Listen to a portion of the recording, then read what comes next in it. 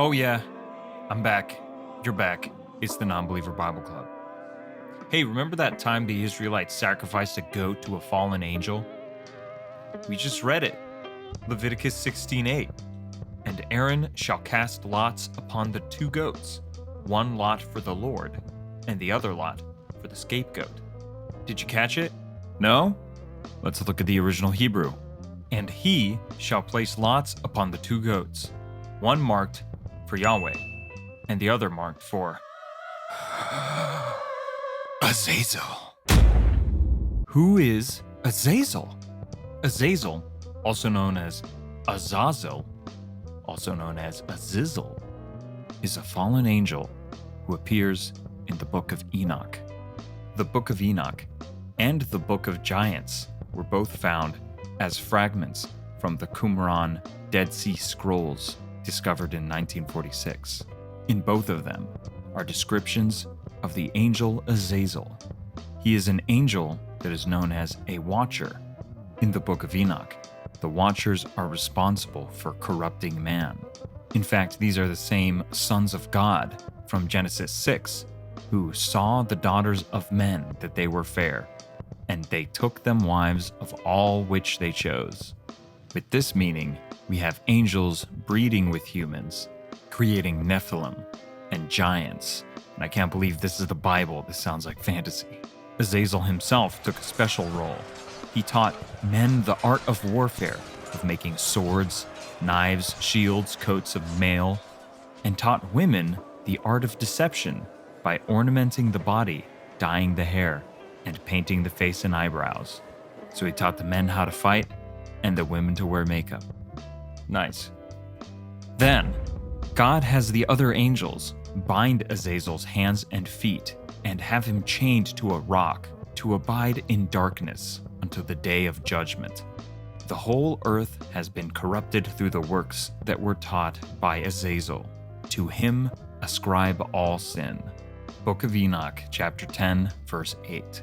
So, if this is the intended translation of the original Hebrew, then we are saying that the ancient Israelites should sacrifice one goat to Yahweh and another goat to a sword-swinging, makeup-wearing, mating with fair maidens.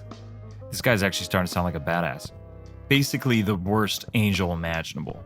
He did not get the job description. He just went down to earth, started teaching him all the cool. He's like the cool older brother angel, and he gets burned for it. So why his inclusion in the ritual?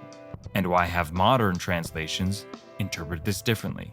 Well, step inside my office. This is why we're here. One of the first translations of the Bible that was not in its original Hebrew is the Greek Septuagint. In the Septuagint, the name Azazel seems to be translated as a term, the sent away, the goat which leaves, or the mighty sent, giving us the goat on which the lot of the sent away one fell shall be presented alive before the Lord to make atonement over it, that it may be sent away into the wilderness. For another comparison, here's Young's literal translation.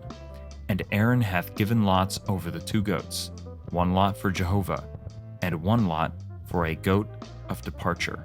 This goat of departure, or goat that departs, from the Greek, tragos apapompaios, is then translated into Latin as Caper emissarius, emissary goat. This is what William Tyndale, in his 1530 Bible, translates as the scapegoat.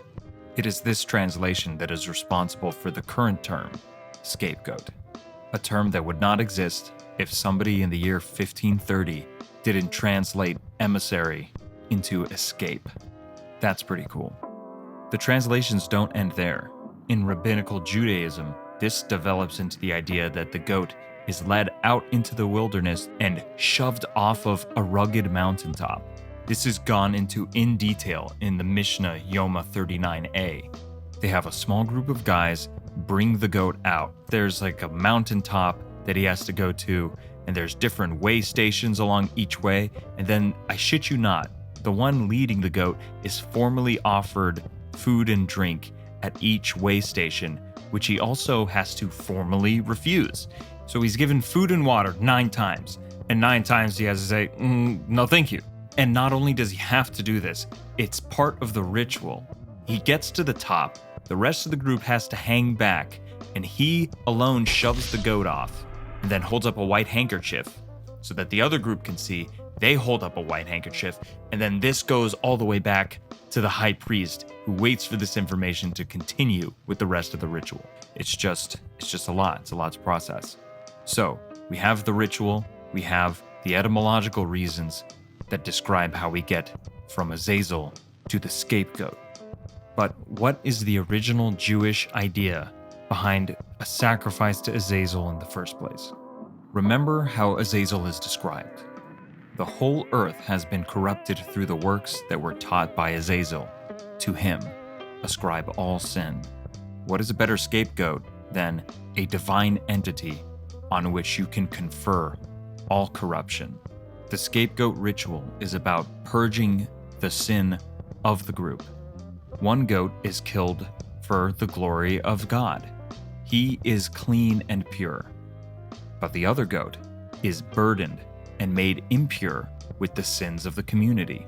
This is why it has to be excised from the group.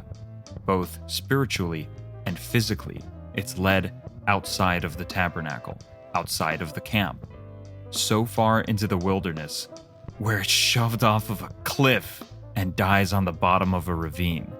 Cruel? Maybe so. But for me, the best lessons have the best imagery. That which is pure and safe stays here. That which is dangerous for the community must be cast out. And what are you going to think of? A broken goat at the bottom of a cliff, far outside the tents, in the middle of the wilderness. That's where Azazel is. That's where sin goes to die. Or in the words of Maimonides, these ceremonies are of a symbolic character and serve to impress men with a certain idea and to induce them to repent, as if to say, we have freed ourselves of our previous deeds, have cast them behind our backs, and removed them from us as far as possible. So next time you see someone tying a red string around a goat's horns and hurling it off of a cliff, maybe you should be doing it with him too. He knows what he's doing. It's an important ritual, has a lot of history. Just don't start the ritual hungry. There's a lot of food you gotta refuse. Okay, now that we've cast off our scapegoats into the abyss, poor guys, join with me.